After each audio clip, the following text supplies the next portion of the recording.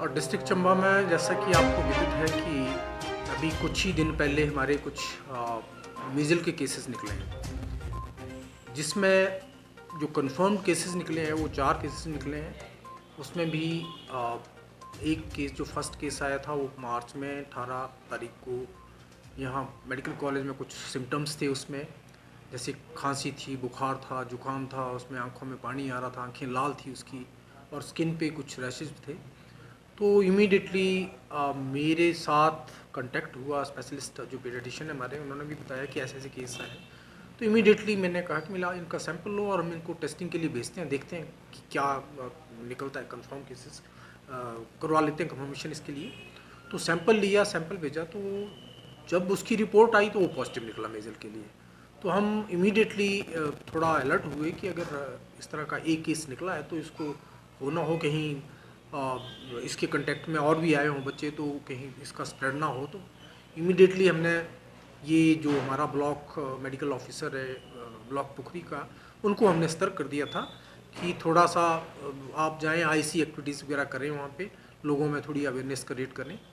वो ये जो केसेस फिर उसके बाद जो सेकंड केस सेम एरिया से, जैसे जडेरा था और सिलागराट, ये दोनों एडजेसेंट हैं, नज़दीक नज़दीक हैं। तो दोनों गांव से जब दूसरा केस आया तो वो भी उसका भी हमने सैंपल लिया और उसमें भी सेम सिम्टम थे, तो वो भी पॉजिटिव निकला। फिर जब थर्ड और फोर्थ केस जो आए तो वो सेम जडेरा, सिलाघाट, और एक केस जो था वो कीड़ी, जो कि साहू से एडजेसेंट साथ ही लगता है, वो विलेज है वैसे ब्लॉक उसका कीड़ी नहीं, ब्लॉक चूड़ी है, पर पड़ता वो कीड़ी जो नज़दीक है वो साहू के है। तो एडजेसेंट विलेजेस हैं तीनों। फिर हमने जब ये तीनों चारों केसेस निकल गए तो फिर तो ऑटोमेटिकली हम भी काफ़ी सतर्क हो गए कि अगर इस तरह का ये केसेस जिसका भी हम सैंपल भेज रहे हैं, जो हमारे पास इस तरह के केसेस आ रहे हैं, तो वो पॉजिटिव निकल रहा है। तो इमीडिएटली मैंने फिर 19 तारीख को मार्च में एक वो कर ली थी हमने कमेटी कंस्टिट्यूट की, epidemic district epidemic response team जो थी हमने वो तैयार कर ली, और 19 अप्रैल में।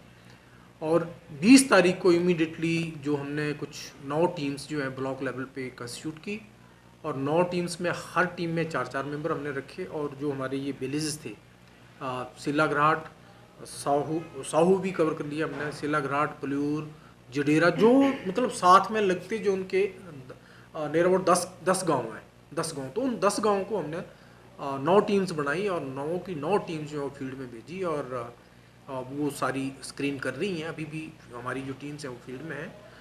जो 20 तारीख को गए, 21-22 कंटिन्यूसली वो डेली जा रहे हैं और डेली हमारी स्क्रीनिंग हो रही है। जो पॉपुलेशन हमने स्पॉट मैपिंग में जो 10 विलेजेस दिखाए थे उसकी पॉपुलेशन हमने टोटल वो करी तो 5000 के करीब थी पॉपुलेशन टोटल, और जो उस गांव में रहते हैं, और 5000 के करीब। तो जो कल तक हमने कवर कर ली, स्क्रीन कर ली, और 4000 के करीब कल हम स्क्रीन कर चुके हैं। और कल तक जो हमारे पास डाटा निकला है वो जैसे कुछ केसेस सस्पेक्ट जिसमें चांसेस थे कि भी ये भी क्योंकि फीवर, कफ और स्किन रैश उनमें भी था, कुछ में स्किन रैश था, कुछ में नहीं था। तो इस तरह वो जो सस्पेक्टेड केसेस थे और नियर अबाउट 20 केसेस, वो भी कल तक हमारे पास डाटा आ चुका है।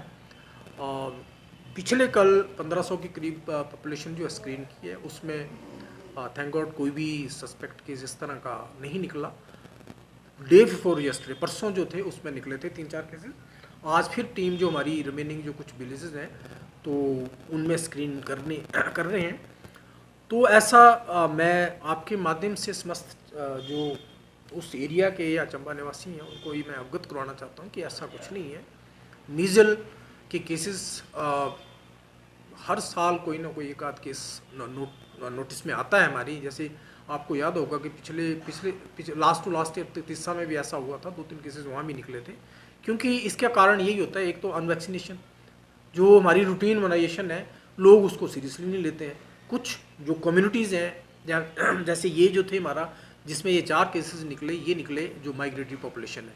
माइग्रेटरी पॉपुलेशन जो हमारे धार वगैरह में जो ये गुज्जर कम्युनिटी चले जाते हैं, सर्दियों में ये नीचे पंजाब में चले जाते हैं, और गर्मियाँ जैसे जैसे अप्रैल मई आता है तो ये ऊपर आते हैं।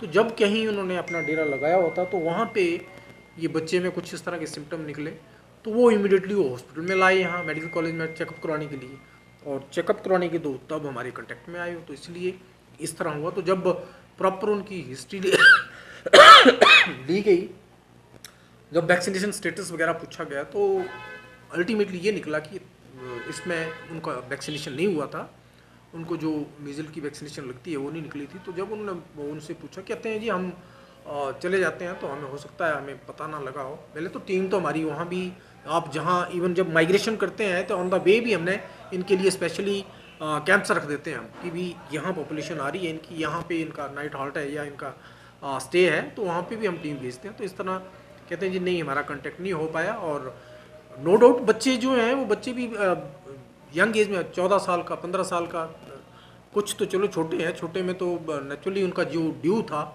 8 महीने के हैं 9 महीने के, उनमें ड्यू था, उनको तो लगना ही था। पर जैसे 14 साल का बच्चा या 15 साल का, उनको वैक्सीनेशन हुआ ही नहीं है, तो फिर उनमें भी थोड़ा सा हमने कि भी हम धार में चले जाते हैं, तो धार पे हमें पता नहीं चलता कि कहाँ वैक्सीन कब होना है क्या नहीं, तो ये सारा कुछ कारण रहा था, इस कारण से वो हुआ था। तो मैं आपके माध्यम से फिर से ये आग्रह करता हूँ कि वैक्सीनेशन जो है ज़रूर करवाएं। जो बच्चे का टीकाकरण है टाइम टू टाइम, जो 1 साल तक बच्चा है उसका मतलब पूर्ण टीकाकरण होना चाहिए 1 साल के अंदर अंदर उसका, उसमें ये मीजल भी होता है तो वो लगवाएं। और दूसरा, इन केस अगर ऐसे सिम्टम्स, खांसी है, जुकाम है, बुखार है, इवन कई बार मुंह में बच्चे में छोटे छोटे दाने, आपने देखा होगा वाइट स्पॉट या लाल रंग के या सफ़ेद रंग के स्पॉट से मुंह में आ जाते हैं, तो ये कुछ खसरे की निशानी होती है। और इस तरह का अगर सिम्टम बच्चे में निकलता है तो हमारा जो नज़दीकी जो नियरेस्ट हेल्थ इंस्टीट्यूशन है वहाँ पे जाएं और चेकअप करवाएं और प्रॉपर उनका ट्रीटमेंट लें, ताकि फर्दर स्प्रेड ना हो। दूसरा, जो बच्चे जिसमें जो हमने सस्पेक्टेड जो 20 केसेस आइडेंटिफाई किए हैं प्लस ये 4 केसेस, तो टोटल 24 केसेस, उनको हमने आइसोलेट कर दिया। आइसोलेट मीन्स कि 10 दिन तक उनको घर पे रखना है, जिसका कारण मैं आपको बता रहा हूँ कि ये जो फैलती है, जैसे बच्चे में स्नीजिंग होगी, कफिंग होगी, जब खांसी करेगा बच्चा तो वो ड्रॉपलेट में जो वायरस है वो आ जाता है, और उसका फैलना फिर वो दूसरे बच्चे में जो उसके कांटेक्ट में होगा बच्चा, वो उसमें फैल जाएगा। तो सांस लेने में और खांसी जुकाम, इवन जब बच्चा छींक मारता है तो छींक में भी ये वायरस बाहर निकलता है। तो जिस भी सरफेस पे अगर ये टिकेगा, सपोज ये टेबल पे ही है और वहाँ स्नीजिंग हुई और सरफेस पे वो वायरस टिक गया, तो कम से कम वो, और ये 2 घंटे तक वायरस जो लाइव रहता है, तो 2 घंटे के बाद 2 घंटे तक वो अगर दूसरा बच्चा भी उसको टच करता है तो वायरस जो उसमें फैल जाता है। तो थोड़ा सा वो ख्याल रखें। बच्चे को अगर इस तरह के सिम्टम हैं तो अपने घर में आइसोलेट कर दें, दूसरे बच्चों के कांटेक्ट में ना आने दें। वैक्सीनेशन स्टेटस देखें, वैक्सीनेशन, और भी कोई बच्चे हैं जिनको वैक्सीनेशन नहीं हुआ, उनको वैक्सीनेशन जरूर करवाएं। और जो बच्चे इन्फेक्टेड हैं उनके जो जैसे टॉवल वगैरह है या कपड़े है या साबुन है, या जो भी आप इस्तेमाल करते हैं, तो उनका अलग रखें ताकि वो शेयर ना करें दूसरे बच्चे के साथ, क्योंकि ये इसके फैलने के ट्रांसमिशन के यही कारण है। बाकी ये ऐसा कुछ नहीं है, घबराने की कोई ज़रूरत नहीं है। स्वास्थ्य विभाग सतर्क है, हमने जितने भी स्क्रीन किए हैं उसमें किसी में भी ऐसी कोई वो नहीं है। जो 4 केसेस निकले हैं वो हमने कंट्रोल कर ली है उस चीज़ को।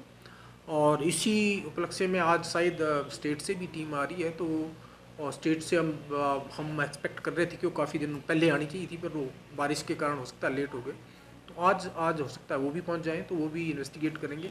हमने भी अपने लेवल पे इन्वेस्टिगेशन करवा रहे हैं, हम देखें क्या निकलता है। निकलना यही है कि लोग थोड़ा सा, ये जो कम्युनिटी है ये थोड़े अवेयर नहीं है, और साथ साथ जब हम स्क्रीनिंग कर रहे हैं तो उनकी काउंसलिंग भी कर रहे हैं कि क्यों ये वैक्सीनेशन ज़रूरी है। तो ये सारी चीज़ें मैटर करती हैं। आई होप कि आगे ऐसा ना हो, तो आपके माध्यम से ये मैसेज सब तक चला जाए। थैंक यू, धन्यवाद।